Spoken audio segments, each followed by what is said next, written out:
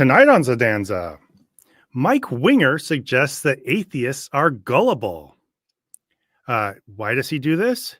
Is it because he is just very, very concerned about our, intellectual health and how easily we're tricked into bad ideas?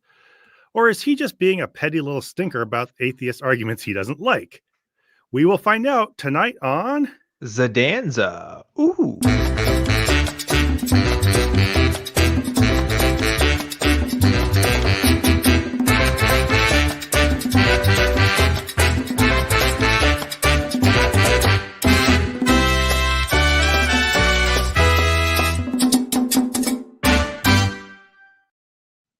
Greetings, salutations, welcome back. That's right, chat. Another Mike Winger banger tonight. Really good stuff. And by really good, I mean, well, it's Mike Winger. I don't know what you expect. I mean, just the smarmy, just telling us how much more morally superior he is to us and how, we're just misguided and, need to be brought back to the Lord. But, in so many words. So that's part of what we're talking about tonight.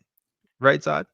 I don't know if it's really about more about Mike Winger or about more of a thematic thing about apologists / Christian celebrities who disguise the fact that they're petty with non-believers as some kind of concern. Yeah.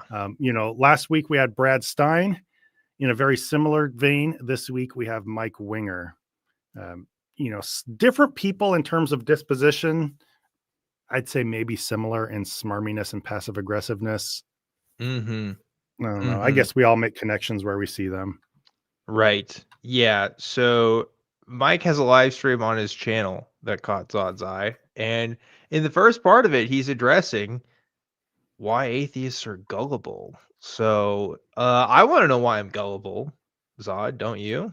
I mean, if we are, if I'm believing dumb things for bad reasons, I really want somebody like Mike Winger to come explain it to me. Maybe even mansplain it to me.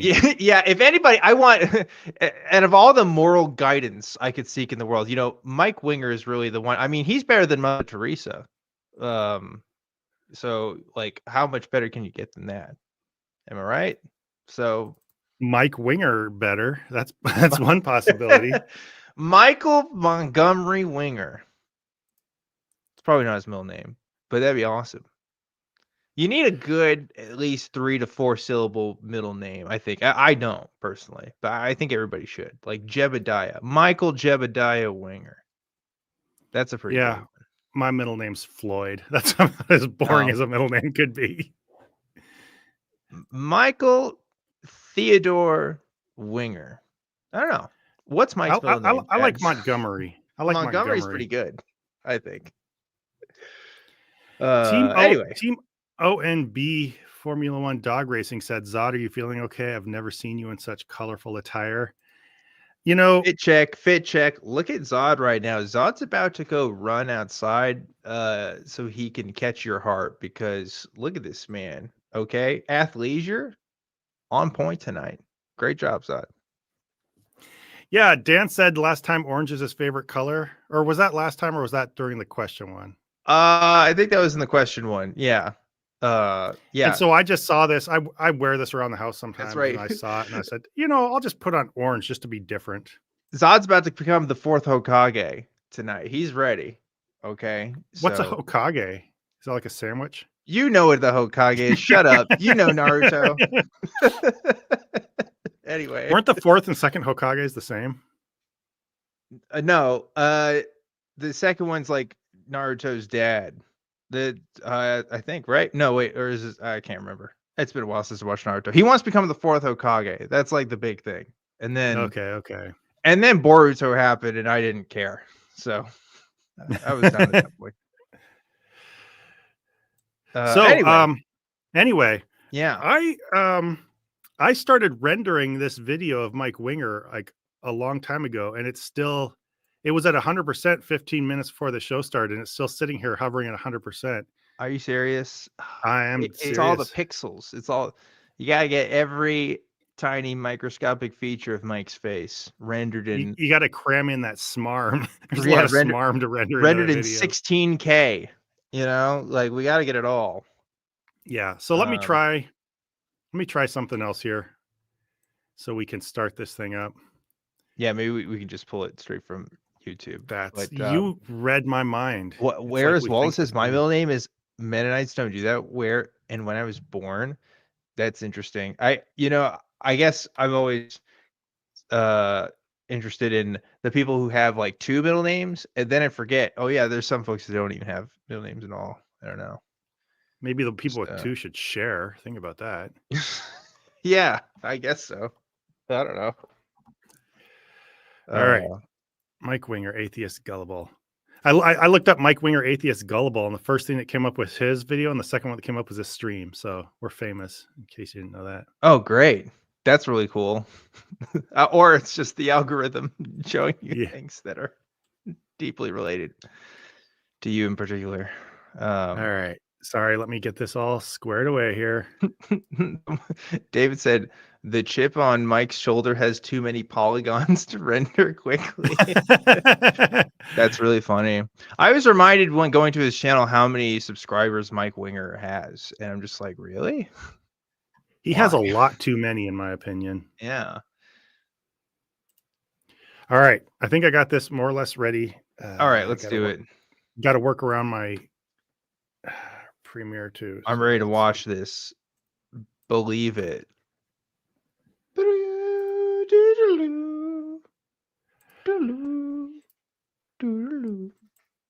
it was Naruto. It was All right, anyway. There we are. All right, let's do it. Show me what you got, Mike. Yeah. Mike Winger, why do you think atheists are gullible? Let me unmute this, maybe. I'm ready for you, Mike. Give me your wisdom, please.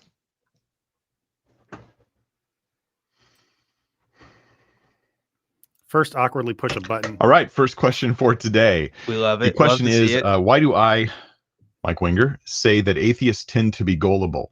And I don't mean this to be like a personal attack, okay? This is about atheism as a belief having an effect on other things that you believe. That's what it's about. It's not a personal attack. I have biases too. Christians have biases. I certainly do. I can be gullible. Religious people can be gullible. But I would not say that religion inherently makes people gullible, or I do think that that is true of atheism. Ooh, atheism seems to make people more gullible. So I'm going to give you guys a number of reasons why I think that, like a bunch of examples that I would at least say should at least make you wonder, like, hey, is this atheism like having a negative impact on my ability to reason about certain issues? Right. David had a comment. You're a stupid moron and you are a fool. not in the personal attack. Yeah, it's just like, say what you mean to say, Mike. Like, come on, okay? Just do it. Who cares, right? No offense. I don't mean this in a bad way, but you're a jackass. No offense, but a certain segment of the population is stupid. And I'm about to explain why. His no offense thing is worse than if he just came out with both barrels blazing being mean, you know, like... Yeah, again, like what? Okay, it's one thing to say atheists are gullible, but like he actually legitimately thinks that atheists as a segment of the population are more gullible, and like in proportion to like Christians, that's wild. I just think that's wild. I'm not saying that there aren't atheists that believe dumb stuff. I meet them all the time. I'm just saying, like, proportionally, like, that's a very interesting case that I already have seen it, and I know he doesn't actually back up whatsoever. But yeah, he just kind of, spoiler alert, just kind of gives his opinion on that. Oh, this is what I think, and then his arguments don't support that. So we'll get to that. Yeah, there is something backward about it. Like, I definitely don't think Christians are necessarily gullible, or that Christianity is inherently going to make you gullible. I think smart people can be Christians, and they can practice and absorb the religion in a fairly well-adjusted way. But there is something backward, or at least ironic sounding, about claiming that not believing a supernatural claim makes you kind of gullible. Like, whatever. Atheists famous for believing in cults and I don't know, pseudoscience and stuff. It's really, it's kind of a stereotype at this point, how much atheists get into those things, I guess, as opposed to religious people. But all right. All right, let's go. Yeah. So atheists are not different kinds of people. I'm not saying that. I got to throw out the qualifier here. They're not different kinds of people, as in gullible people become atheists, and so therefore atheists are gullible. Nor am I saying they're less intelligent. This is not about IQ. No, in fact, gullibility or bias, another way to put it, bias is not removed by higher IQs, so they're unrelated issues. What I am saying is that atheism makes you more biased or more gullible. So let me give you a bunch of examples. I'm going to run through a bunch of them. This is the first question in today's 10 question stream. I take questions from you guys from the live chat and try to give you biblical answers and help you learn to think biblically about everything. And that's what we do pretty much every Friday here on this YouTube channel or podcast. I just want to say, he just said, I have this whole thing to make you think biblically. The biblical answer about this would be pretty obvious. A fool says in his heart, there is no God, so on and so forth. Yeah. He could go there easily, and that would be the biblical answer. But considering how much he postures as a purely biblical person who's just passing on the word of God to people, and that's the only thing that forms his thinking, consider how much of this has anything to do with the Bible. Yeah. And this is just, again, a weird framing of this argument, because I would not start this argument by saying, okay, atheists tend to be more gullible about things. I would not say, and here's some examples. Like, that's a weird way to support that argument, right? Like, you wouldn't give individual examples. Like, if I was to say, oh, Christians are more gullible, and let me give you some examples, and here's some like kooky things that some Christians believe, that doesn't support the argument that Christians as a whole are more gullible per se. If you're just talking about things that they believe, like, that doesn't, like, there has to be more to that, I guess. Like, I don't know, maybe with some data or something. But like, it's just, I don't know, it's very weird. I could see breaking down that, like, Christianity teaches you to accept things on authority. There's biblical literalism. If that's part of your faith, those things can encourage gullibility. So I could see that, but Kip Davis, he said that I am sure that Mike Winger's IQ is very high. Oh, probably. 100%. 250 IQ. Gotta be. Oh, yeah. He's definitely, we already know he's morally better than Mother Teresa. So I imagine his IQ is also pretty up there. Yeah. Or wherever it is you're listening to or watching this. Okay, the first, probably most glaring area that I think shows the inherent bias that impacts not every single atheist, but a lot of atheists, a significant number of those that I've interacted with over many, many years. Before I was even doing stuff online, I was interacting with atheists quite a bit. The first thing that shows this bias is the mythicist movement. That's a name for a group of people who believe that Jesus never existed, that he simply never existed. Now, perhaps I've heard them say this, I don't discount that there was some first century guy named Jesus or Yeshua, a Jewish guy. Of course there was. It was an extremely common name. That's not what anybody means when they say Jesus existed, of course. There is, however, a significant, like massive movement of atheists who say Jesus never existed. The thing that this does, it exposes bias because nobody believes this in history. Okay, historians, other than like Richard Carrier, who's like kind of a pariah on this topic in that field, or a couple other guys you can name, no teaching professor who's respected is going to be teaching that Jesus never existed. This is considered among historians, the idea that Jesus didn't exist, it's considered a flat earth type belief, the level of... Okay. So it's considered... Right. And this is what always, and I'm not necessarily defending the mythicist position here, but it's so funny when Christians talk about this, because the first thing every time is, oh, well, people don't teach it. Right. Mm-hmm. A bunch of big names don't believe it. And that's what you kind of have to do with these historical claims or these kinds of things, because you can't use like real data or you can't really observe things. You kind of have to go through like a historical record and have an opinion. And I'm not saying that's, that's obviously true for a lot of things you teach in history, but like this is just a very funny way of talking about this idea. And also, like, yeah, some atheists are mythicists, but how significant of a population are we talking about here? Because I still feel like it's not the majority. I would say I would be surprised if it was like 30% of the population. I don't even think it's that high. I don't know. But again, that's also anecdote. I don't have any data for that. Yeah, it's I guess I could see the reasoning, like uh mythicism is a sign of being gullible. Yeah. No Christians are gullible, but some atheists are, so atheism makes Right. you more gullible, I What if I guess. said to Mike, "Hey, Mike, Christians are gullible because they believe that the Pope has the capability to be infallible." Right? Like that would be a weird thing to say because there's like a lot of Christians that aren't Catholics. So why would Yeah, you frame it that way? Obviously, because it's fucking clickbait, right? He starts this yeah. whole topic that way. But yeah, it's dumb. Yeah, Kip Davis makes a similar point. How many Christians are flat earthers? I bet the ratio is pretty similar to Hmm. mythicists within the atheist community. All this shows is that people of all stripes are prone to conspiratorial thinking. Yeah, I don't know if it's the same proportionally. It's kind of weird because atheists are a hard population to study Yeah. compared to Christians. But I don't know. Like again, we're just talking anecdotes here so far with Mike. Nothing really demonstrated here. I don't know. Well, and I would push back on this claim that it's like a flat earth type. It's like it's a flat earth level belief Yeah.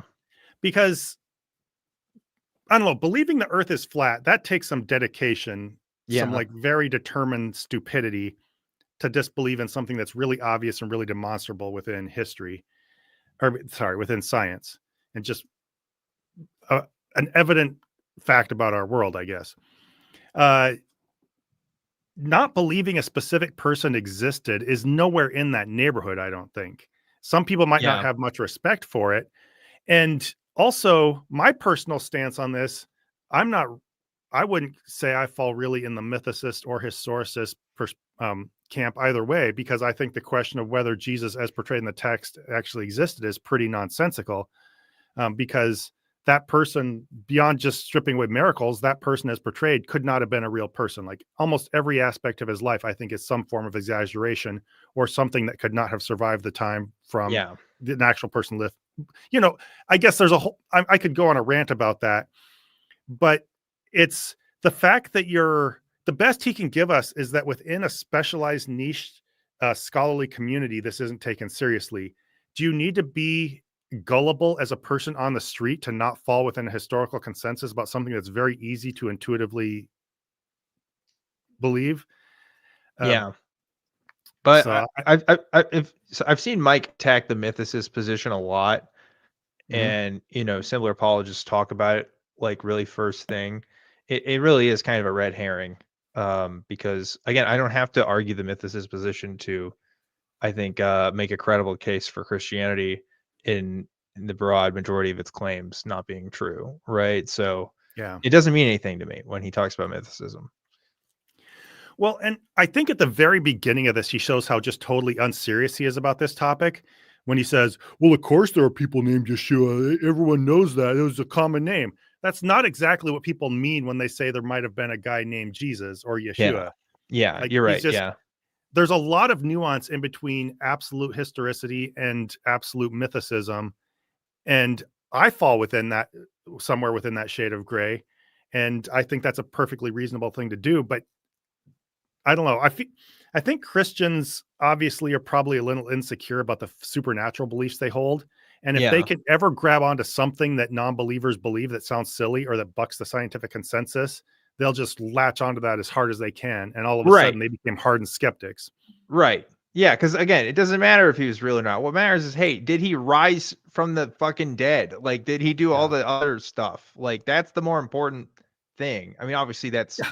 gonna presuppose on the fact that he was a real person, right? Yeah. But yeah, I get it. There's annoying atheists out there that talk about mythicism and do a poor job of it. I will say that. But who cares? It, Yeah. it doesn't matter to me. Yeah, they believe that there existed a person in the first century who was like a demigod, and who did miracles and rose from the dead and floated up into heaven by literally going up into the sky. They Yeah. believe all that. Yeah. And we're the gullible ones because, now who believes one silly thing? Right.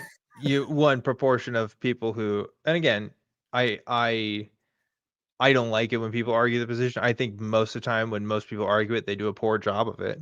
So whatever. Yeah. But anyway, it doesn't matter. We should keep going. Yeah, maybe we shouldn't start drawing comparisons. That's not a path you want to go down, Mike. Yeah. Respect that is given to it is that low. I say this because it's popular. It's sustained. Mythicism is sustained by atheism. Atheists push it forward. They sort of create the movement of mythicists, of people saying Jesus never existed. Surely there's some other religious people who would say that, but mostly it's atheists from my experience.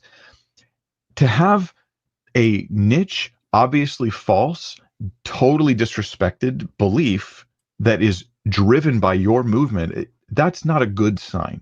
And Christians about have none bias of those. and about Right, yeah. those types of things. I was gonna say. That's the Jesus never existed thing. I'm going to give you a bunch. Says the Yeah. person in the religion that owns flat Earth and Yeah. young Earth creationism. The largest splits of any denomination in the history of religion. Like, I don't even think it's close. It's okay, sure. But you know who argues with mythicists? Fucking me and other atheists. And I could make a case for mythicism. Like, again, to be able to, I think the sign of somebody who's scrutinized an issue well enough is to be able to make a case if asked upon, right? I'm pro rights for abortion, right? But if you wanted me to make a case, a pro-life case, I could try to do it, right? I don't agree with it, but I could try to make those arguments, right? Because like you should be able to analyze all sides of a position. I could make a case to mythicism I think could be convincing. I'm not necessarily entirely convinced of it myself, right? But like, again, it's just, who cares? Okay, some atheists are mythicists and they post about it online.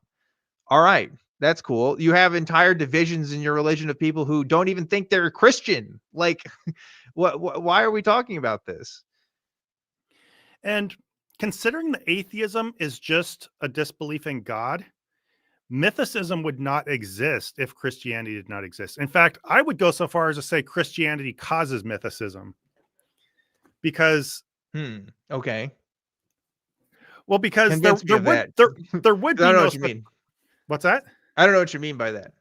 Well, for one, there wouldn't just be this general question, this general pushback if Christianity didn't create this narrative that Jesus was God. I think the fuzziness between the absolute belief in this character as a divine son of God and miracle worker and stuff like that, casting the question between that as something taken seriously at all and him just not believing, I think putting people on either side of that fence, or even in something that leans toward the miracle worker, but is still a vision of the person in the book, I think that creates a lot of confusion that causes people to identify as mythicists, even if they wouldn't otherwise disbelieve in the existence of other people on the historical record. But more than that, I think the way it contributes to it more directly is because, remember, mythicism, if it's silly, it's just bucking a scholarly consensus. It's not believing in something that's just really evidently foolish on an instinctive level. And so what you do, I think most atheists within the United States, at least, probably grew up in some form of Christianity, right? Mm-hmm. And so you take people who grew up in the church, not believing in things for scholarly reasons. They're just taught to believe on faith, Jesus, the Son of God, blah, blah, blah, blah, blah. And they're isolated and just taught to take that on faith. Then suddenly they leave without any further exposure to the scientific or the scholarly consensus or ability to absorb it. And now suddenly you take that assumption away. And what are they going to do? Is it going to be that outrageous for them to suddenly think this guy might have been a myth, especially when there's a lot of gray area in between? Yeah. So I think essentially Christianity grooms people by having them accept ideas for bad reasons and accept a really extreme version of this to then go out into the world. And as soon as you're cut loose from that fundamentalist mooring, to then be like, well, maybe this guy doesn't exist. And all of a sudden Mike's like, ha, you fool. Yeah. See what atheism did, where if we were purely secular, none of that would have happened. People would either have no concern for the question or would have engaged with it in a more intelligent way than if they'd grown up at church. Right. Yeah. I mean, it's just a dishonest way of arguing because, like, if I just said, "Oh, all Christians are dumb," or "All Christians are gullible," because some of them believe in the young Earth creationism, that's actually like a not majority Christian position in most countries in the world that are Christian, right? Like, I Yeah. like most of them don't actually believe in young Earth creation. America's is one of the largest proportional populations of Christian nations.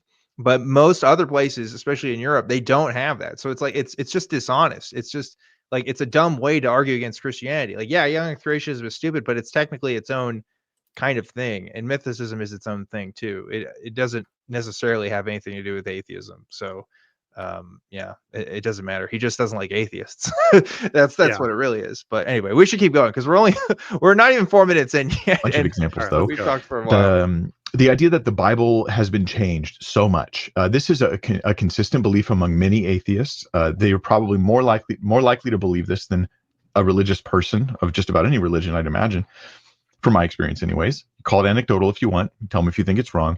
But the general belief is that the Bible has been changed so much. It's been altered. The text that you have in front of you today when you open the Bible is really so unlike what was originally written that you just simply, you have no idea what was originally written.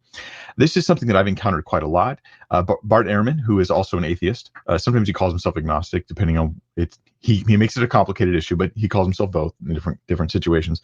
Bart Ehrman is one of the people look to who's established this belief among atheists that the Bible is basically copies of copies of copies that have been changed and edited and altered over time. Especially he focuses on the New Testament.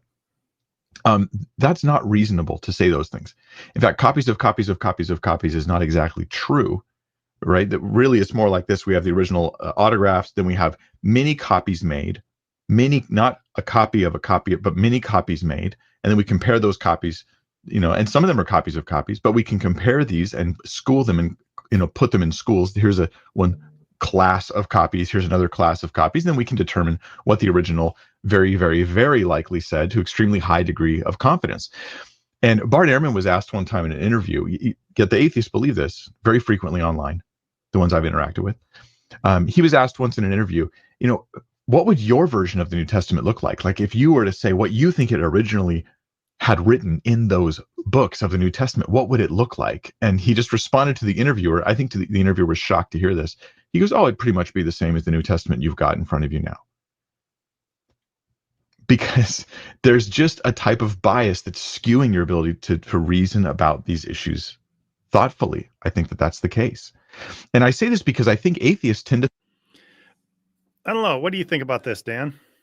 Well, so again, degrees of confidence don't fucking matter when you don't have the autographs. First of all, second of all, we have examples of the Bible having stories that aren't there. I mean, the big one is, the adulterous woman, right? That Jesus protects and stuff, right? Not in the original book. Same thing with Mark chapter 14, not in the original book. I mean, a lot of people point to the grammatical changes and stuff, and yeah, those are fairly minor. But no, like we don't have autographs. The earliest copies we have aren't full copies, by the way. They're fragments of these pieces of writing. And so the point is we don't have verifiable, like we just don't have the originals. We don't. Now, do atheists make a bigger deal out of it than what's like than what's necessary? Yes, I would say that it is a bit more complicated. It's a bit more nuanced, but you don't get to say, oh, well, we know exactly what the original book says, because we just don't. We like, there's just no way. We're separated by several hundred years with that. So I don't know. I don't know why this would be compelling to someone like Mike Winger. I mean, even if Bart Ehrman did say that, he's making his own fucking guess because he doesn't know. So it's all guessing at the end of the day. But anyway, that's my thoughts. What do you think? Yeah. By the way, Kip Davis is probably saying smarter things on this topic in the chat than we're going to say here in terms of the details. By contrast, we have somebody saying things like, considering the odds of hitting 20 royal flushes in a row is massively higher than all the cosmological constants being perfect for life, and you not considering design equals gullible. So there's a variety of things to read in the chat in terms of quality. Yeah. But my general broad thoughts on this is, I think, Mike, I don't know a lot about this from a scholarly perspective, clearly. I think I'm fairly informed for a layperson, but I can't tell you a lot about the history, and I'm going to trip over my feet if I try to say too much. But I think Mike is very clearly simplifying this issue. Bart Ehrman, I don't think, says that everything's copies of copies of copies, in the sense that, like, if you go all the way across Christian history, the Bible's constantly being changed. Yeah. I think almost everybody knows that the New Testament text pretty much solidified around a certain point fairly early in Christian history, Yeah. and were repeatedly produced in the same way after that. So I think Mike is trying to make this sound as if people, including Bart Ehrman, are saying that the Bible just constantly change across time, and that's silly because we can see this history all going all the way up to, whatever. I don't want to speak too clearly, but within the first couple hundred years of Christianity, certainly. Yeah. But the question is, what happened in those first couple hundred years? Like, when the texts were being formed, what actually? How do you trace that back to the very originals, and then do those really relate to anything that actually happened? There's a lot of interesting questions to be asked there. Yeah. And I have some more thoughts on this, because look, like, first of all, if you want to talk about reliability, let's talk about the fact that like half the New Testament letters are forgeries. And that's consensus among biblical scholars. How about that? Doesn't that give you pause? Why the fuck are there fake books by fake authors? Right? Yeah, maybe Yeah, they're who's concerned about which historical opinions sound flat Earth now, Mike? yeah. And let's talk about, and and Christians do this all the time. They focus on the New Testament. The Old Testament is crazy with edits, like way more so. You have at least 4 different sources, 4 different for compiling the Pentateuch, right? And then for other parts of the Bible as well. But we have at least 4 different sources all kind of cobbled together, which is why you get these repeated stories in Genesis in particular, right? But in some of the other books as well, right? Where there's 2 different garden stories, where there's more than one Noah story, because you're getting a lot of these sources combined. And that's pretty much consensus among scholars, as far as I'm aware, right? And I'm a lay person on this too, but I've read books on this. It's been a few years, but like, it gets even crazier when you talk about Old Testament stuff. New Testament stuff, I mean, sure, is there more consistency overall? I think that is probably the case compared to a lot of Old Testament stuff, right? But like, we're also talking about fake books by forged authors, and not to mention all the other books that didn't make it into the Bible because they're also forgeries, right? Like, Christianity has a history of forgeries that should at least give you some pause, right? But I don't know, kind of ridiculous. This is really just being petty over details. Like, yeah, no, most serious atheists don't think it's copies of copies of copies of copies across Christian history. Maybe some that what you stereotypically call the Reddit level atheist Yeah, might go around Reddit repeating r something like slash that. atheism might say, oh, it was completely different from the Yeah. original text. I don't know if that's the case. I don't think Or some smart alecky know. teenager who just became an atheist last week is going to just say that, Yeah. because, like I said about the mythicism question, that person grew up in a church where you're just spoon fed a really rigid fundamentalist reading of it. When you break free, you might overreact a little bit. Is that silly? Yes. Does that person having some growing up to do? Yes. But does this mean that disbelief in God makes you think silly things? And that this is actually, this representation of what copies of copies of copies means is an actual standard respected position within atheism? No. And you're being a dick on purpose when you suggest that. Yeah. But I don't mean that in an offensive way, by the way, Mike.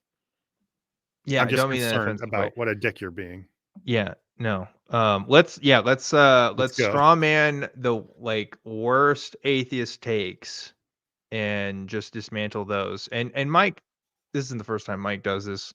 Every time he talks about atheism, he always talks about the worst possible atheist takes. So I don't know. That's Mike for you. Anyway, let's keep going. to think of themselves as the least biased people. I think most religious people will be like, yeah, I've got biases. I'm religious. I have a bias. Yeah. But I think atheists tend to say, I'm not biased because I'm atheist. And that large literally bias when, with low where, Point me to that person, Mike. And I don't mean Name- teenagers on Reddit. go ahead, Mike. Find me a YouTube video of an atheist saying that, or a book saying that. Literally anywhere. That's great. I mean, I'll tell you who says they know the way, the truth, and the light, and won't consider any other positions. I can tell you who says that. A lot of people saying that, right? Yeah. Silly. Mike might, in a very meaningless way, say, "Oh yeah, I'm gullible too. We're all gullible in some ways." But he's the one sitting here saying that he can speak authoritatively on what God wants and what God thinks just by being the Bible thinker or being biblical or whatever. I don't know. By putting himself in that position, he's claiming a lot more unshakable knowledge, I think, and a lot more certainty than most atheists would. So to just like general, oh yeah, I'm gullible too sometimes, but here's exactly what the Bible says and how you should live your life and whatever. Yeah. bias awareness creates gullibility. And that's what I'm talking about today. Stephen Hawking, a great example, an atheist who is absolutely brilliant, much better mind than me, Stephen Hawking, in so many ways. Oh yeah, he does. Physicist. You guys know who Stephen Hawking is. He, in I think it was his last book that he wrote, he said in the intro, philosophy is dead. This is what he said, philosophy is dead. And he's basically writing, he's doing physics work, but he's trying to bend his conclusions towards the conclusion that God does not exist.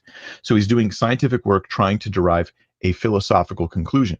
And because he felt, see if you can follow me here, he felt that he had confidently concluded through science that there is a full explanation for everything, including the origin of the universe and black holes or whatever it is. He's gone through different theories over time, and they've kind of been shot down over time.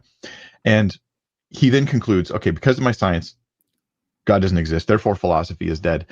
He, in the book, opened by saying philosophy is dead.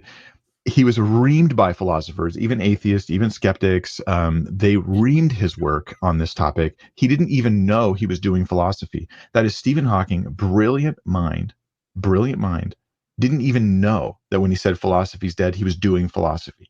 That when he said, therefore God does not. Pause here. That's less Stephen Hawking being an atheist, and that's him being a STEM lord. Okay, a lot of STEM lords think they know fucking everything, and that so nobody needs to learn sociology or history because they can just do everything in science. That's just such a silly thing to say. Yeah, and he already mentioned it. Yeah, he was rightfully criticized for saying philosophy is dead, because that's just also a silly thing to say. That's a philosophical take, right? So yeah, who cares? We're not talking about the position of atheism. We're just talking about what some people have said, right? So we do this all day. It's ridiculous. I love, and this is a standard Christian thing to do. Like, Christians think that evolutionists show up just because they hate God and try to make evolution because they hate God. He's basically saying that Stephen Hawking wrote this book because he wanted to show that God doesn't exist by coming up with a theory for everything. Like, I'm sure Stephen Hawking just sat there doing all his work in physics just because he doesn't like God and he wants to prove he doesn't exist. It wasn't just because he's a physicist and he's really good at his job. Yeah. And yeah, I agree. The atheism is dead. Sorry. Philosophy is dead thing was probably a little arrogant and probably there just to be a little edgy and push some buttons or whatever.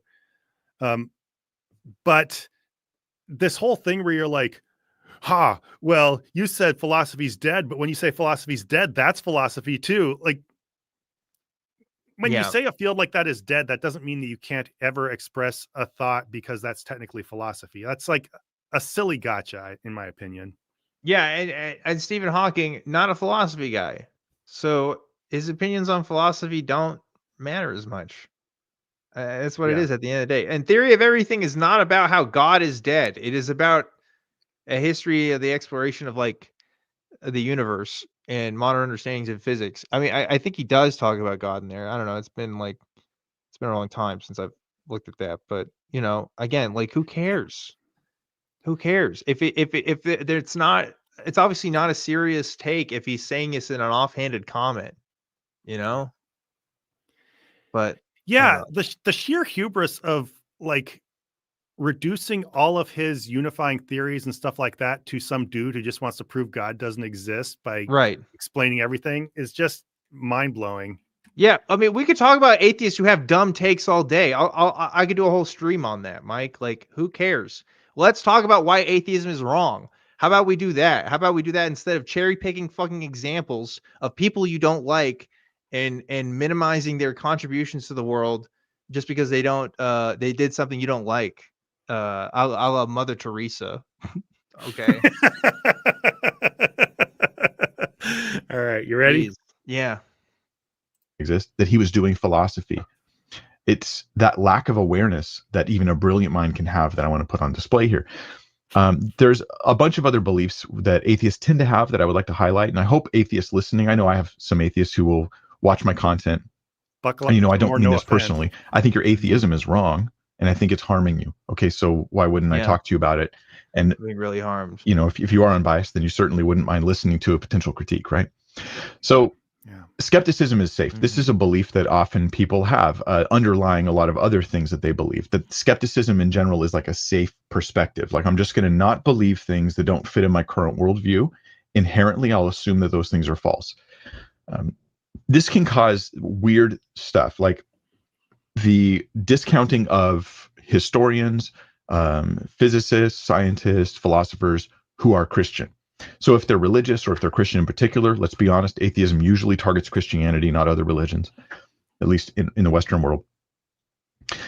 The trust for atheist scholars and atheist, people who are being your echo chamber, that's very high. The trust for anybody who's a Christian is really low. So I remember posting historians and their evidence for the existence of Jesus, and specifically for support for the historicity of the resurrection, sharing this stuff online.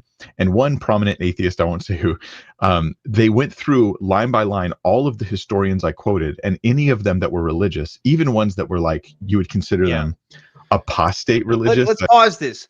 Mike, would you accept citations talking about the miracles of Joseph Smith from professors from Mormon universities? Would you think they might have a bias in that, right? Maybe you would consider the point of view of non-Mormon historians to maybe have more credibility. Not saying that Mormon historians can't be critical, right? Or can't be objective, but that does color it a little bit when you're talking about the history of fucking Jesus H. Christ, don't you think, Mike? Just a little bit. Like, yeah, no shit, Sherlock. Yeah, we don't want to get people who went to Bible Moody College telling us that Jesus is the real deal. Maybe they might be a little biased. Wow, what a shocker. I don't know. Like, amazing, really amazing stuff. You know what? You know what's not going to happen? If a Christian scientist on physics is telling me on something, I'm not going to immediately doubt them because they're Christian. That would be weird. Like, there's no real correlation there in my mind. But like, yeah, if they're talking about the thing that their entire worldview hinges upon, yeah, maybe a little bit. Oh my God. Anyway. Yeah, that's the core thing here. Aside from, his characteristic vagueness when it comes to any interaction like this. He won't even name the person, which maybe he has different reasons for that, but like it smells a little bit like not wanting your story to get checked up on. Yeah. But also this whole line of reasoning is just patently false. He paints this as he rejected this list because he won't listen to Christians on anything. Like if a Christian happens to be a biologist, he won't listen to anything they say about biology. If a Christian is a airplane pilot, they probably don't want to get on that plane because he's a Christian, so he's dumb. Yeah. You're not discounting everything a Christian thinks or believes because they're Christian. The whole point of this is that the whole reason you present a list like that is because you're presenting these people as authorities on the question of Jesus. And so if you can show that if you can reduce the people who are Christian, obviously, I don't know, it's not that you discount everything they believe. It's that you show they can't be held up as an unbiased opinion on this topic. Right. Again, there are Muslims who speak quite critically when speaking in Islamic studies, right? For example, when talking about the history of Islam. And like, I think that's commendable, right? But obviously Muslims are going to be more interested in doing Islamic studies than non-Muslims. So I expect there to be more Muslims in fields like that. Same thing with Christianity. I mean, that in itself is not necessarily a bad thing, but it is going to color perspective. It is going to give historical, there will be a history of bias and narratives that are going to be present that may make it harder to challenge. And things have already been challenged. The narrative that we have of the historical Jesus, not even just historical Jesus, just the Bible, that's changed in the last couple hundred years, right? Because of new research and new understandings and new discoveries. So like, you know, it's going to happen regardless, but like you can pick and choose some atheists that don't like you. That doesn't mean atheism isn't, you know, if you call it a position, isn't true unto itself. I mean, that's kind of complicated, but you know what I'm saying? It's just ridiculous. Yeah. Yeah. It's basically like you're like, oh, I can come up with a list of 20 people who think that Bigfoot exists. And if Yeah. like 19 of them are Bigfoot hunters who are on TV and writing books and Yeah. stuff, that does say something. That doesn't It mean that I does. automatically discount them. Yeah.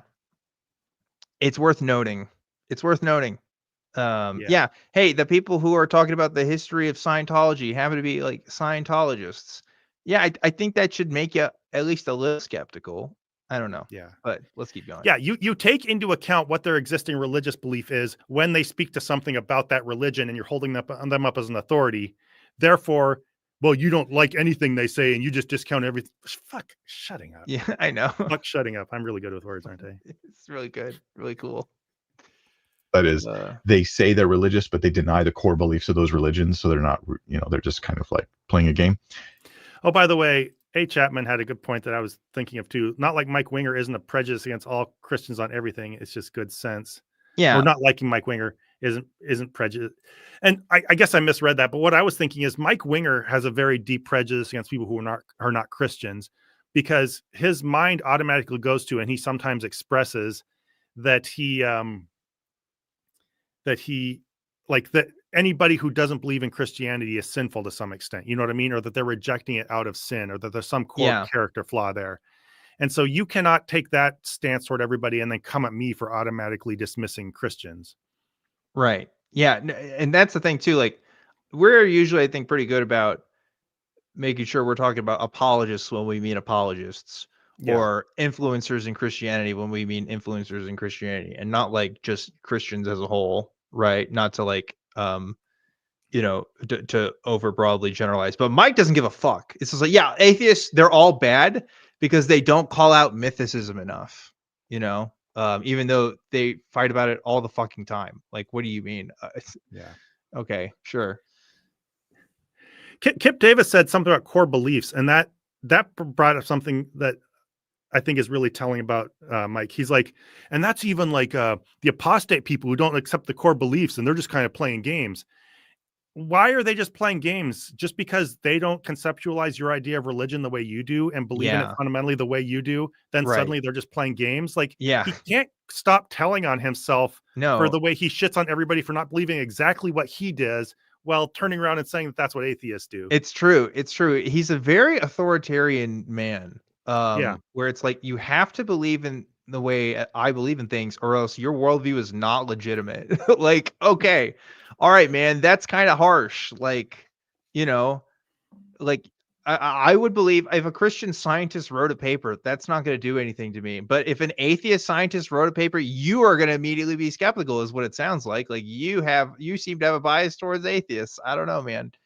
Yeah, it's almost like as if one of the most brilliant atheist scientists of all time came up with a unifying theory with very smart physics behind it, and you just dismissed him as somebody who's trying to disprove God, and everybody since then rejected his ideas. Yeah, it's just, I don't know. Who cares? Who cares? So stupid. Yeah, I didn't even put that together, but I just love how he like totally shat on Stephen Hawking and was completely dismissive of him. I know he loves shitting on people who've actually accomplished shit, to be like, oh, but here's one stupid thing they made, and that's why I'm better than them, right? It's what it always is. Like, Jesus. He shits on literally one of the most brilliant people of all time. Because he's an atheist, and now because we could go Yeah, on but and on. and about this. We can Mother get off Teresa point. not good enough. Again, in his like, I'll never get over that because again, the actual debate of whether Mother Teresa was a good person or not, right? You know, we would feel differently. But in his, like, he described the good version of Mother Teresa, and he still thought she wasn't good enough. So that's all that needs to be said about Mike, I think. Timothy Mulholland said, "Doesn't Mike have a suit? A T-shirt is disrespectful." Disrespectful. Oh man. I showed up in my best aggressively orange hoodie, and all Mike can Yeah. wear is a T-shirt. He also hasn't. I noticed also he hasn't once thanked us for this critique of his video.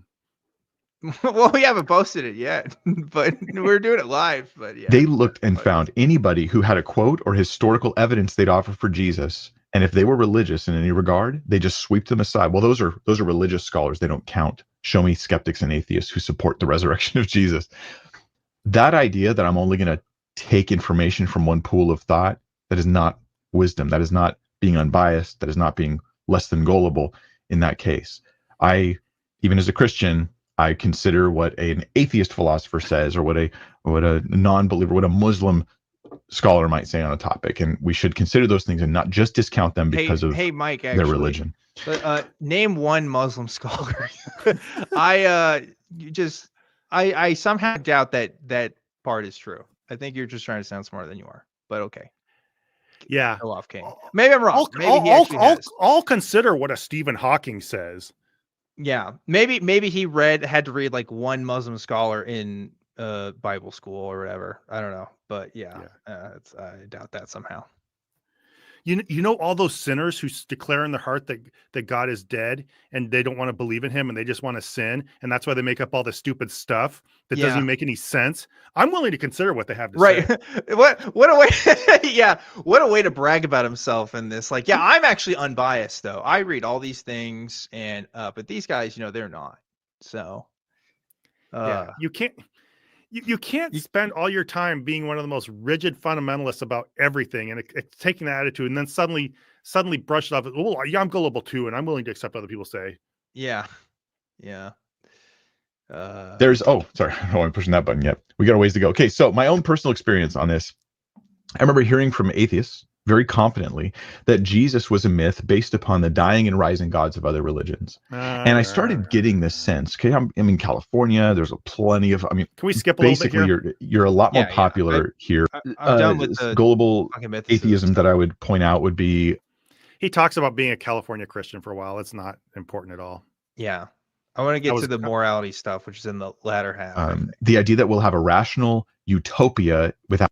Oh, so he talked about the rising and dying gods things. He claimed that none of the rising and dying gods and any of that stuff came until after Jesus, which I think is kind of dubious. I don't know. I'm not much for that Jesus copied, Mithras and Osiris and all that stuff. Clearly, Christianity was affected by the stream of religious thought that came up to that time, and whatever. But it's such a standard thing. It's some low-hanging Reddit fruit to pick on, I guess. It really is. It really is.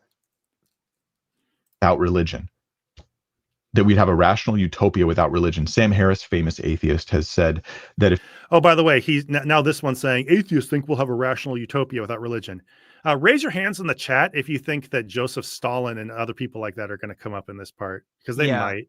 Yeah. If he had a magic wand where he could... swing it and get rid of all RAPE, or he could get rid of all religion. He would get rid of religion because he thought it would improve society so much if just religion was just gone. This is a stubborn belief amongst many atheists today. I think it's starting to waver a little bit because they're... Yeah, waver a little bit. Dan, how many people have you ever heard say that? Yeah, literally never. First of all, Sam Harris, maybe not the best. Again, oh God, some people, I guess, the atheist, or am I going to be that guy that's like, with the modern atheist movement, the new atheist movement was a mistake? Because is this what we're going to hear all the time of just like, oh, Sam Harris said, well, Richard Dawkins said. I mean, it's always been that way, right? But God, I don't care. I'm an individual person, Mike. I'm my own person with my own ideas, right? Maybe I don't think the same way as Sam fucking Harris does about the world. Maybe that's a pretty gross statement to make and shocking and easily, deplorable in its own right. I don't know. Who cares? Who cares?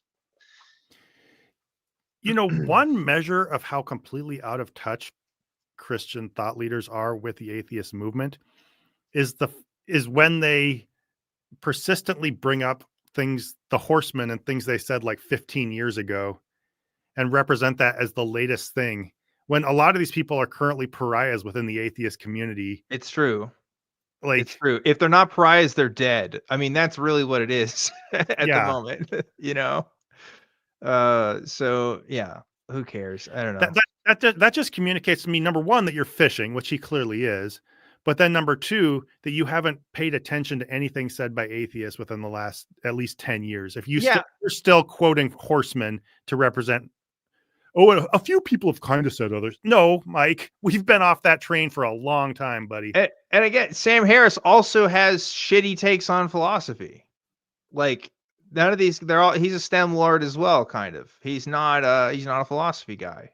He's written about philosophy, and he's been rightfully criticized for it because it's not great, at least by most professional philosopher standards. So, atheists, some of them are maybe a little bit more confident, maybe a little bit more cocky than they should be about writing about stuff. Sure. Again, does it make atheism not true? That's all that matters at the end of the day. We can talk about individual takes all day. You don't see me like representing Christianity through fucking Jordan Peterson, okay? Even though he probably has more Christian listeners and maybe has converted more people to Christianity than even Mike Winger has, right? So I don't know. Yeah. Who cares?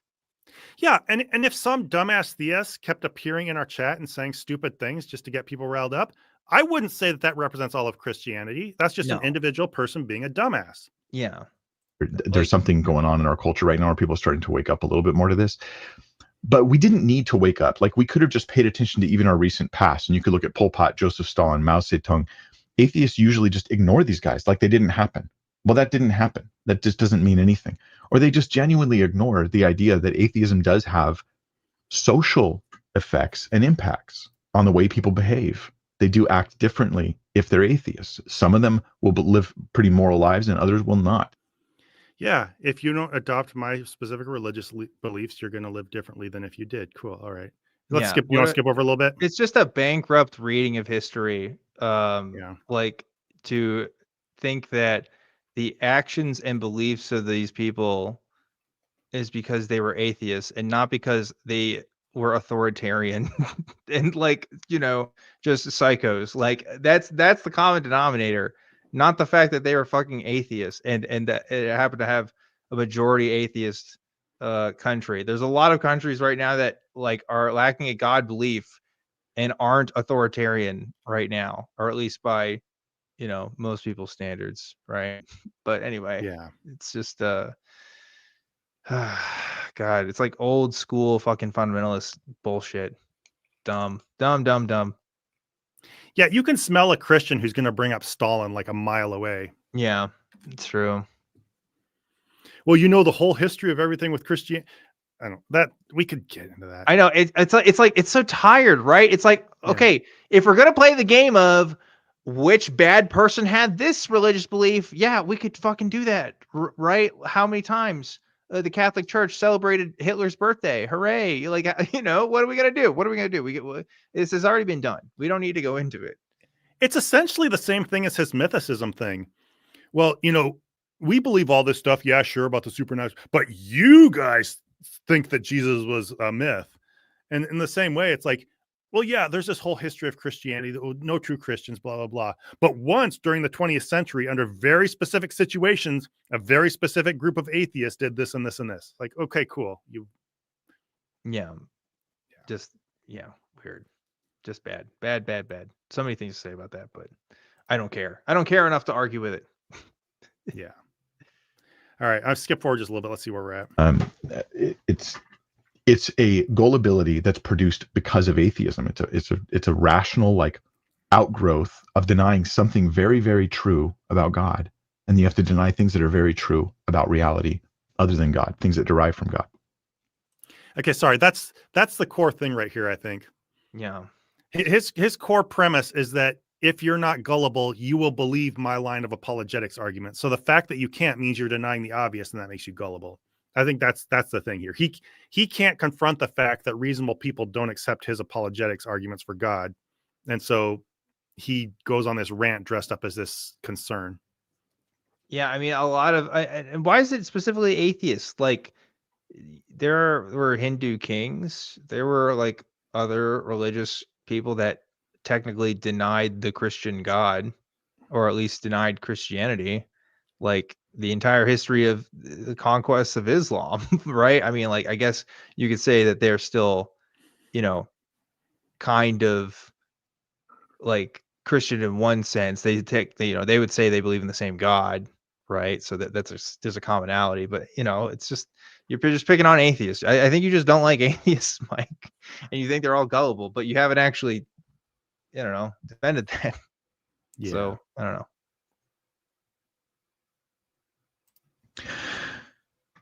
Or you can acknowledge those things as real. You say, well, I'm an atheist, but I believe in moral realism. And you're not playing games with the words objective and subjective, as let's be honest, a lot of people do. Sam Harris. Eat shit, Mike. The words objective and subjective are complicated, and there is reason to parse that out. Just because we don't fall into your exactly, if it's God, it's subjective and everything else is subjective.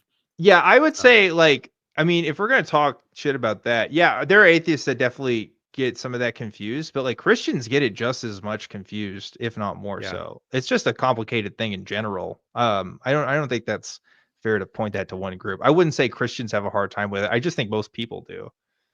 Oh yeah, no, I think they do. I think that's why some people try to complicate it, is because they're trying to flesh out the difference. Yeah. And I'm reading between the lines here, maybe a tiny, tiny bit, but what I suspect is that Mike wants to boil everything down to, if God exists, then morality is objective and there is an actual reason for morality. If God doesn't exist, then everything's so subjective that beating up children is okay. And if you try to explain anything more nuanced than that, he just thinks you're complicated. That's what I'm saying here. All right, let's go. Chris plays games with objective and subjective to dodge this issue. I mean, you try to figure out what he believes. Watch him talk about morality and be like, wait, but what does he believe though? You probably won't even understand him, to be honest, because of these games he plays. But you can acknowledge them as real, but then you'll struggle with explaining how they don't point to God. And so people often just end up rejecting them. Here's another example. Atheism makes you gullible. I do believe this is a truth, and I think it's helping atheists to tell you. Again, you won't see how it points to God because you're gullible. That's what this all boils down to. Yeah. By the way, Eliashana Silverbow, $2. Been a hot minute since I've seen y'all live. Thank you for the $2. And yes, it's been good to see you. You're a name I recognize and have not seen in a while. Yeah. Welcome back. Enjoy the fun. Well, I mean, maybe you've been watching not live, but now you're here live, so you know what's up. And it's way more fun when you're here live, I have to say. Absolutely. Yeah, it's just like, we can't explain morality without God. Whatever. Not true, but sure, you can think that, I guess. It's not like people have existed before the concept of Christianity or anything, or Judaism, but hey, whatever. You do, Mike. I think apologetics is contrived and dumb, but the very least you can, or the very best you can say, is that this is a complicated conversation about whether God exists. Yeah. Saying that it's just so clear that God exists that everybody who doesn't believe it is gullible because they don't like, whatever. Yeah. Yeah. You want to talk about sciences and fields that get ignored, Mike, if you think atheists ignore history. How about Christians acknowledge the field of anthropology and that human beings have been around for at least a couple 100,000 years of modern Homo sapiens, that is. What do you make of that? How does that fit into the whole, God coming down to save humanity thing and like the rise of people and civilizations?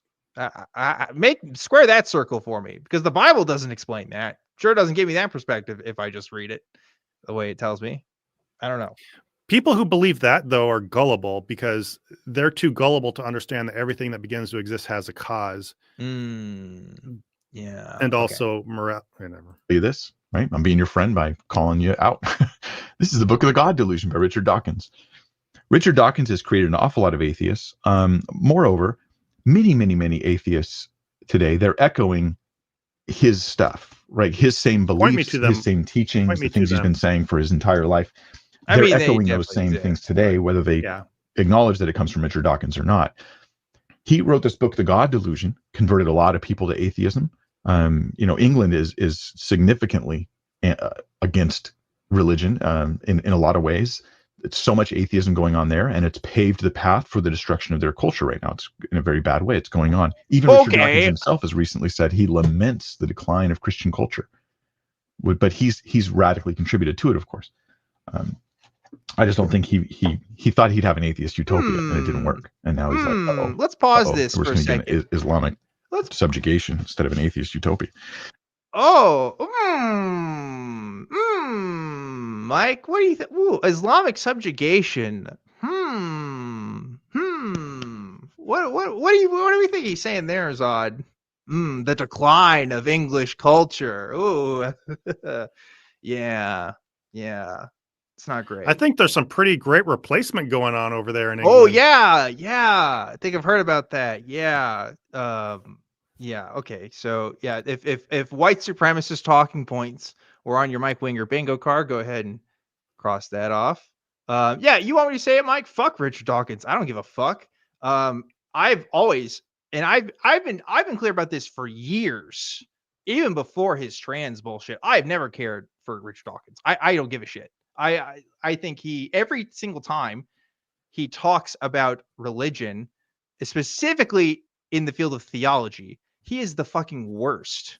You want to talk about the four horsemen, who's the worst at talking theology? Richard Dawkins, bar none, because he doesn't even engage. He doesn't give a shit. He's just like, this is all stupid and dumb. And that's like 80% of Richard Dawkins' arguments, which is like, you at least have to engage with the shit, right? Like, and to understand it. But that's his life. That's how he wants to do it. Whatever. Okay. And yeah, are there atheists that follow Dawkins shit? Sure. And they're the most fucking annoying. They are. Like, I don't care about what some guy said. I want to know about the position. Mike, you have to argue about the position. You can't just keep citing famous people. I can cite problematic Christians every damn day of the week. It doesn't matter, man. Like, it just doesn't matter. And this whole video is about, oh, this is what this guy said in this one comment or whatever. But yeah, it's just silly. God. Anyway, annoying. Also, fuck you for your fucking racist bullshit, you piece of shit. England's not getting worse because more Muslims are getting there. England's getting worse because racist pieces of shit like you keep saying this bullshit and fear mongering and scaring people. So go fuck yourself for that. Anyway, yeah, that's my rant. Sorry, Zod. No, you're good. You're totally good. What I love, number one, is he stays right on track in terms of being in touch with the atheist community to bring up another horseman. So yeah. Cool. You're showing us where you're at in terms of understanding atheism, being up in the conversation. Yeah. But yeah, even assuming that Islamic thing didn't have any racist undertones, because I don't think they're over there dominating England. No, they have a whole world of problems in their own authoritarian countries. I'm not going to deny that for half a second. Yeah, and by the way, I fuck Islam. By the way, but if you discriminate against fucking Muslims immigrating to your country, because you're worried about your decline of culture, that's fucking racism, straight up. So I don't give a fuck about that.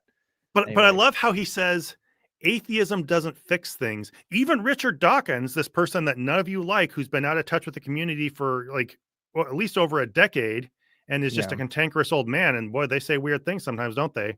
Yeah. Even he admits this. He didn't get his atheist utopia because instead another religion moved in. And so the worst thing he can say is that atheism didn't take over and give us its utopia because another religion moved in instead. Even if you're assuming. So yeah, that's not the flex against atheism that you think it is. Yeah. Religions don't ruin everything. Atheism is. And how do I prove it? Because another religion moved in. Yeah, because another religion is ruining the culture of this country. Yeah. It's really cool. Really good stuff. The natural outflow of that would be to explain how atheism caused problems, but instead he has to point to, I don't know, he makes our exact point. If you're to take that at face value, it's just stupid. Yeah. But the God Delusion has one central argument in the book That is to say, this is why God doesn't exist. Why you should say almost certainly there is no God. What is his central argument? You're like eager to find out. It's who designed the designer. His central argument in his book is who made God. I don't remember the God Delusion that well. Is that his one central argument? I don't think it's his one. He definitely talks about the watchmaker argument, like and deconstructs that. But like again, out of all the atheist books I've read, God Delusion is the worst one, in my opinion. And I've read a few, and I certainly don't read atheist books these days. But like, it's just the least convincing, because he, you want to read The Selfish Gene, great. He actually knows shit about that. But again, when it comes to the arguments and the theology stuff, Dawkins is known for his one or two zingers and for being cantankerous with other Christians on TV at a time where it was really still taboo to do that. But like, the actual substance is not the best.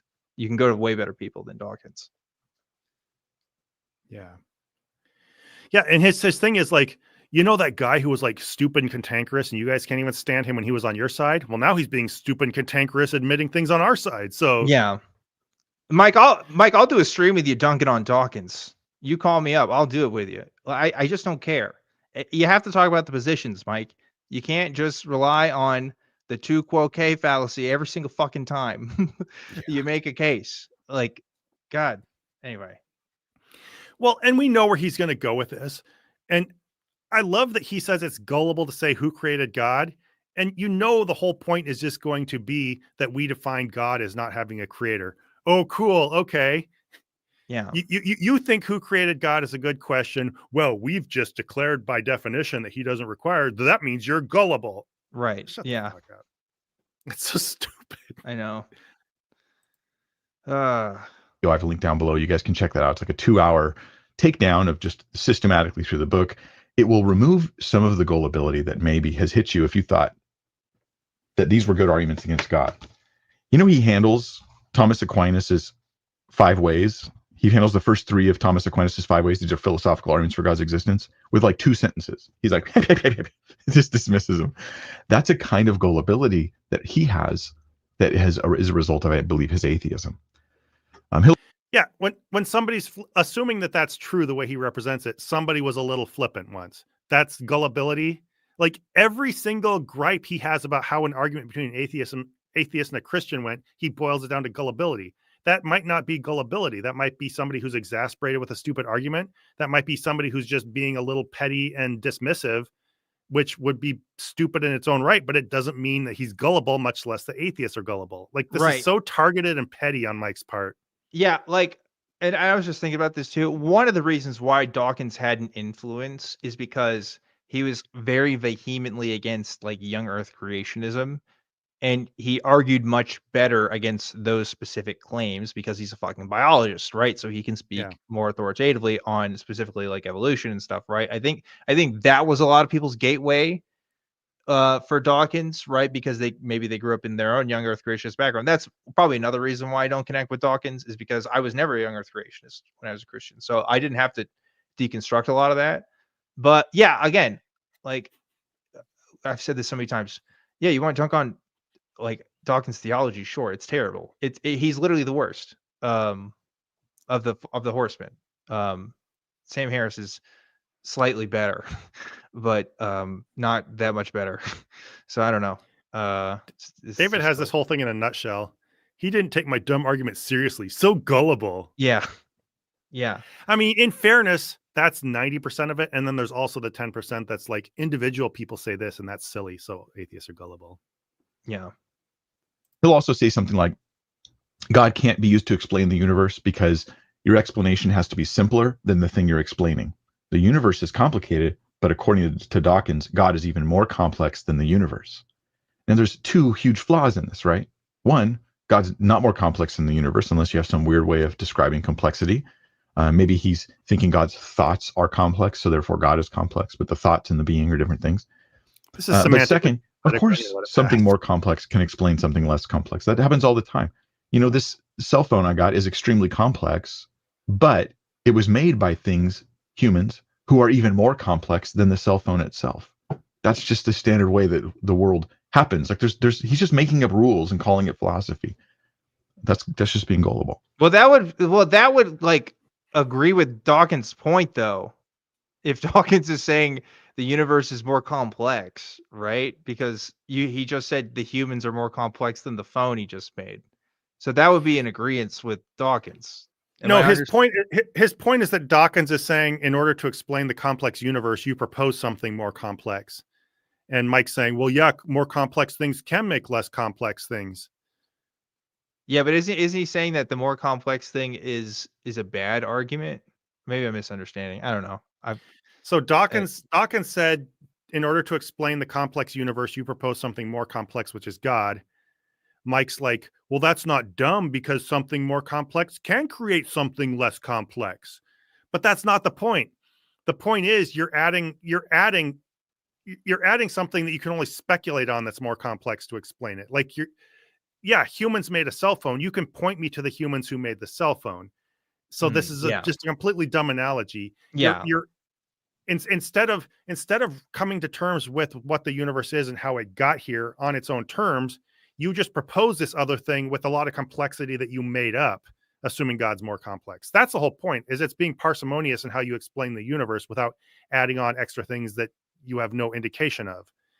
And so Mike's just completely missing the point by being like, well, yeah, more complex things can make less complex things. It's not even the point. Yeah.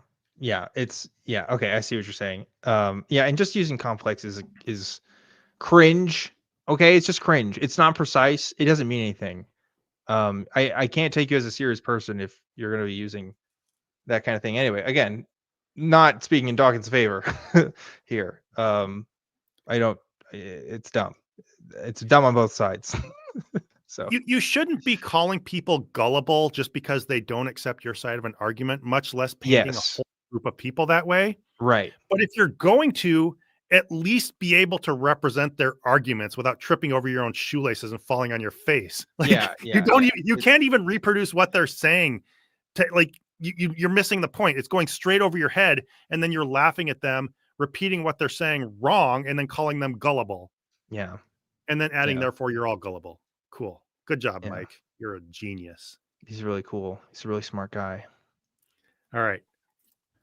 Richard Dawkins has been asked what started the universe, and he just says, we're not qualified to ask that question. Don't ask it. It's a silly question. That's just gullibility and bias. Obviously. Yeah. It's awesome. What a take. Saying don't jump to conclusions don't jump to we conclusions. Have no qualified You're so way of fucking knowing gullible, this is dude. Gullible. Yeah, I don't know. I'm not qualified to answer that question. Ha! What a gullible idiot. Ancient people. Hey, how does the sun go up and then come back down? I don't know. We don't currently have the knowledge to address that. You're so gullible. It's fucking Apollo, you bitch. Ha! Idiot. Yeah, like what the fuck, Mike? By sticking to sound, Mike is saying that sticking to sound methodology and not jumping to conclusions instead of throwing God into gaps makes you gullible. Mike, come on, buddy. Mike is, oh God, he radiates insecurity. Like he has to be the smartest guy in the room. You see how the way he talks and how he has to couch everything he says, and how he just wants to be so smart. Like and why he's picking on atheists for their gullibility, because he thinks that people being less smart is like a defect, when it's just like that's just the natural state of affairs. There's just going to be some people that may be smarter about some things than others, or maybe gullible about some things than others. It's not a character flaw necessarily. It's sometimes that's just how people are. I don't know, but Mike doesn't have that. Like he has to be, his version of Christianity is one where it has to be so intellectually defensible that you end up creating a hierarchy of, well, this is why this group of people is better than this other group of people, because some of these guys have made dumb comments or whatever. Like it's just very telling about his worldview in a way. Yeah. Also, among other things, even if there is a problem in someone's thinking, if you're concerned about that, you don't charge in throwing around the word gullible, because you know how loaded that word is and you know how it's going to be received. So all else aside, even if he had a good line of reasoning here or a valid concern, I don't think he's approaching it from that kind of concern, expecting to be heard by atheists. Like, I think there are reasons to point out that certain things about religious thinking, especially fundamentalist religious thinking, can lead someone off the rails. Yeah. If I'm concerned about Christians, I'm not going to come at them with the words superstitious or gullible, because I know that even if it might apply, and I don't even think that's fair, but even if I thought it could be construed as applying, they're not going to listen to you if you say that. And so to me, this tells me that Mike is speaking to his own audience or just trying to drum up clicks with none of this pseudo pastoral concern about the well-being of atheists and trying to get them to understand. Yeah, he wants to be this intellectual figure that's, oh, it's just, it's sort of a pity them sort of vibe that's going on, where it's like, Mike, here's the truth of the matter, man. Some people aren't as smart as other people, and it's okay. It's not, it doesn't say anything about who they are as a person necessarily. There's just going to be people that are like that. You don't have to make it trivialize an entire group of people in their struggles, right, and in their worldview, just because you think that they're dumb, or in your case you're using the word gullible and you're trying to stick to that. But I know I get the sense that you just think they're not as smart as you. Like, that is your whole vibe. So why focus on that so much? There's a lot of dumb Christians too. There's dumb atheists. Who cares? There's dumb people in the world. It's not, that in itself is not the issue. It's these bad patterns of thinking that are bad, right? And being deceived is a bad thing. But I don't think it's necessarily a moral issue to be deceived. So I don't know. Like, it's just, why put culpability on that? Some people are, I don't know. Some people are just gonna be different. That's it. But no, they're wrong. They're all wrong, and he has the right answers. I don't know. Yeah. And if you're really going to point to one thing that, is a root of problematic thinking or makes people gullible, it's showing some skepticism toward a supernatural claim that somebody proposed to you. That's really that.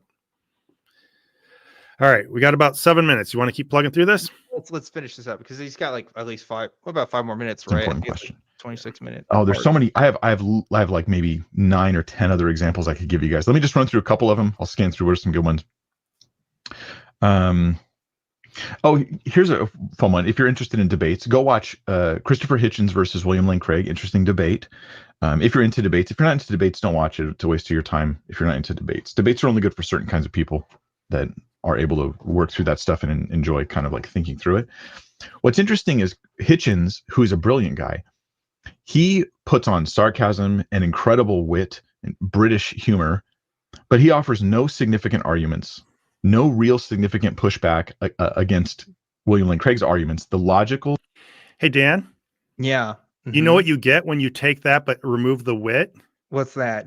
Mike Winger. Whoa, got him. Yeah, we're the real cool guys here, I think. Yeah. Good. The rational arguments. Here's why you should believe in God. Hitchens doesn't actually say, and here's why that fails, and here's specifically like why the logic breaks down. He mostly just mocks and ridicules. At one point, William Lane Craig gives a wonderful recounting of some good evidence for believing in God. And Christopher Hitchens gets on the mic and he says, and I quote, I'm pretty sure I got this quote right. He goes, "That's not good enough." That's his response. The crowd laughs because it's funny to take someone who's spent like over a decade developing thoughtful philosophical arguments, presents them to you, and you go, "Not good enough." That is funny, but it shouldn't be convincing to anybody, right?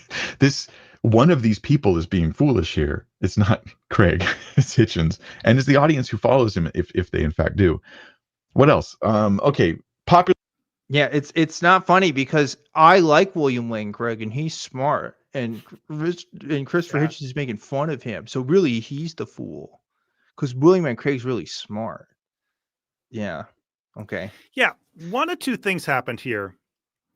Either Craig said something that was vapid or not sufficient to address the point, and the crowd laughed because Hitchens just saying that's not enough summed that up concisely.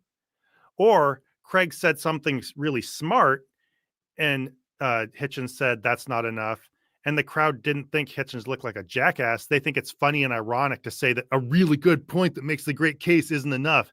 Like, which of these happened, Mike? Yeah. I don't know. The crowd would just think that was stupid if he had made a real point. That punchline would not land if Craig had made good, valid, substantive points.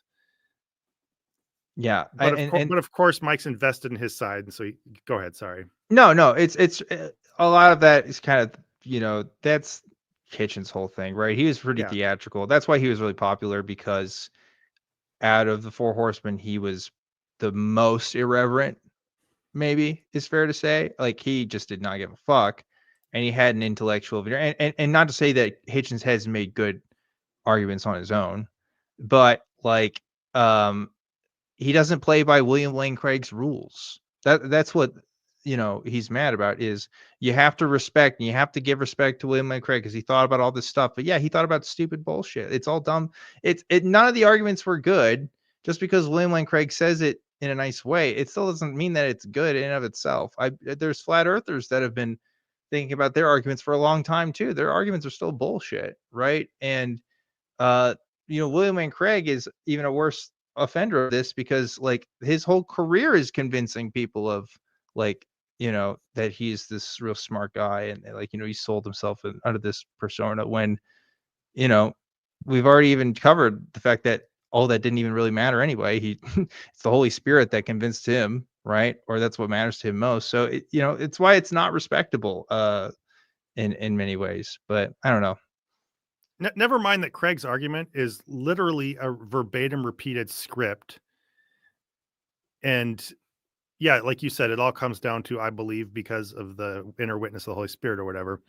Yeah. But even if I'm being simplistic about it, and even if the fact that the audience laughed didn't mean that Hitchens had a good point. I know that kind of stunt can be done cheaply. I'm not saying it can't.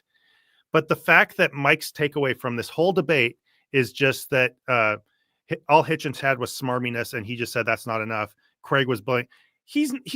That shows an absolute lack of interest in dissecting this debate or addressing it in any serious way. He's just being petty. Yeah, that's all this is. He has some gripe about this. He saw that debate through a very narrow lens, and that lens was just basically, I'm irritated and offended by this, and now he's acting like he's concerned when all he's doing is ranting about it.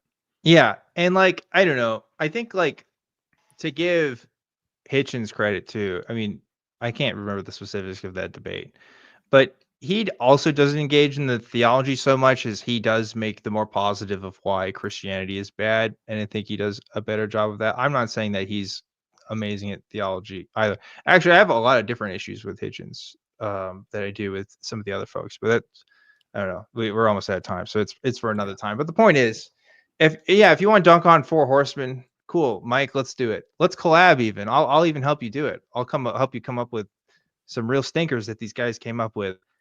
It just doesn't matter. You can't make your case on, here's some people that said some dumb stuff one time. Every smart person that you respect has said dumb shit on stuff that they're not the best at talking about, or don't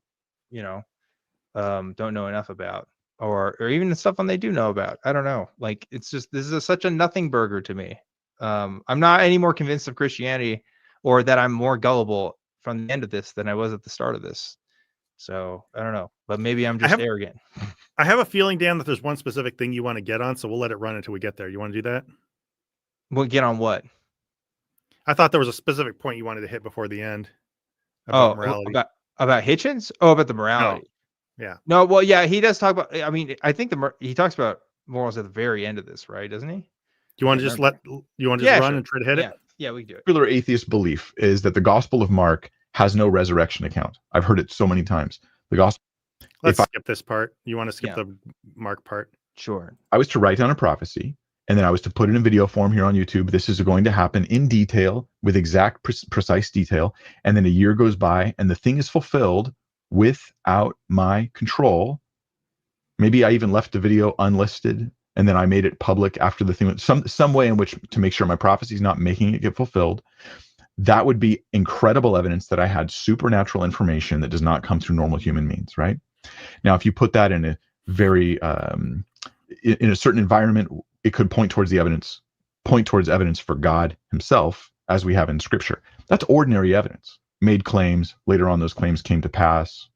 It's simple evidence, just a video of someone talking or somebody writing something down. The resurrection of Jesus. It's ordinary to see somebody alive. It's ordinary to see somebody dead.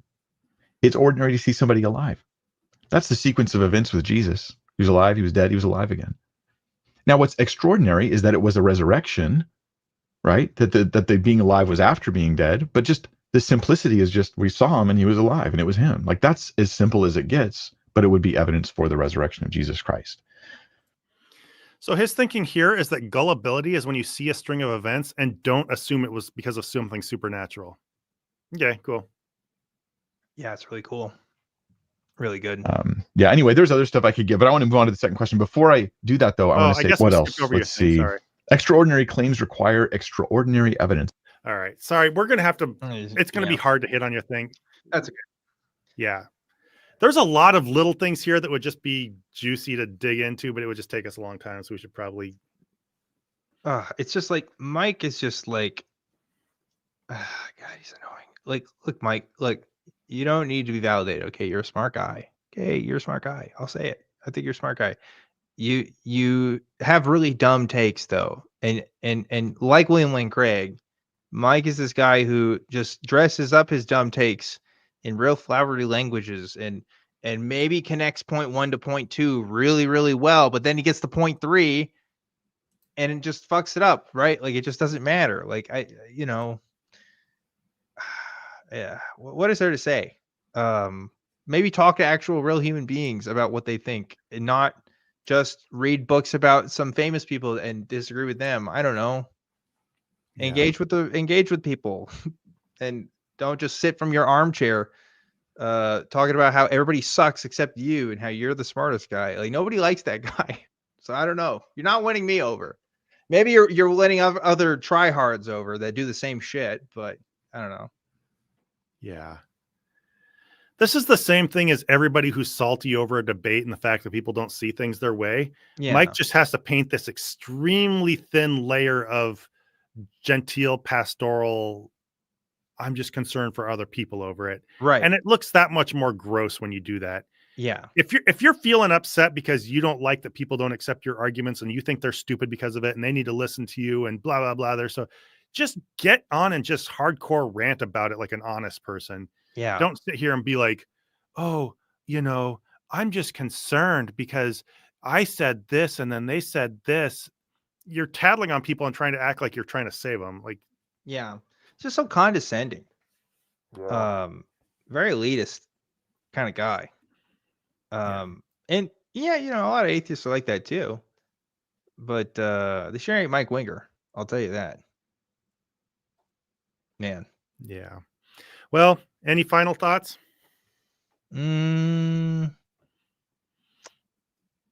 Let's see.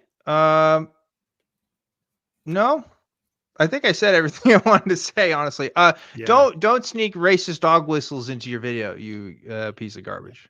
How about that? Yeah, I think the big thing you wanted to hit on, just to be fair and at least touch on it, is Mike said the atheists don't believe in moral realism, and that if you don't believe in moral realism, okay, some atheists say they do, but that's just holding on to Christianity. But if you don't believe in moral realism, basically that means you think it's cool to beat up kids for fun, which that's not what that means at all. Yeah, whatever. It's all about Christianity. You can't be moral. Everything every moral statement that's ever been made has to be related to Christianity because it's such a self-centered religion that everybody thinks that everyone's inspired by Jesus Christ himself, and nobody can have any independent thoughts about moral thinking whatsoever without knowing what the man said in the good book. Like such a self-centered way of thinking about things. But a lot of Christians think that way. That's not unique to Mike, although he does have a bit of a vibe of being. Also, it's a hard line between absolute moral realism and thinking it's okay to do anything to anybody. We did something really bad. Is we missed a super chat. Oh yeah, we did. Eliashana Silverbow did a second one. I am an atheist. I am proof of dumb atheists. Thank you for the second $2 and for your comments. Sorry that we were so wound up ranting about Mike Winger that we missed you. That was very mean of us. And again, just on the dumb thing, like, we call people dumb, but every time we call people dumb, it's because they're acting like they're smart about something. You know what I mean? Like, it's just atheists do this too. There's such a, I think it's less so emphasized now, but there used to be such a thing about intelligence, really. I mean, there were a lot of people that said religious people were just dumb de facto. And I really don't like that kind of thinking either. I don't know. But Mike's just doing the opposite of that, which is just all atheists are dumb de facto, I guess. No, not dumb, not dumb. Gullible. And in a no offense way. In a no offense way. Okay. Yeah. So I don't want to respond to Mike dumping on us by turning around and dumping on him and making this personal. It is important to remember Mike is a person.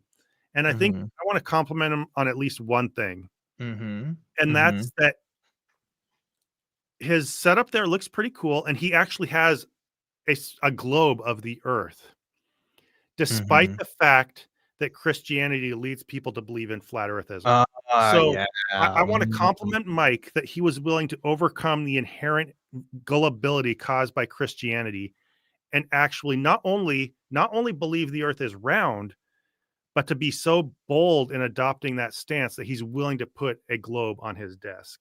Right. He doesn't try to split hairs on that flat earth, round earth thing just because, you know, that's something encouraged by Christianity. So I just wanted to compliment him on that. Anything else before we hit the button? No. All right. Don't be racist, Mike. Don't be racist. I am a building. Have a good night, everybody.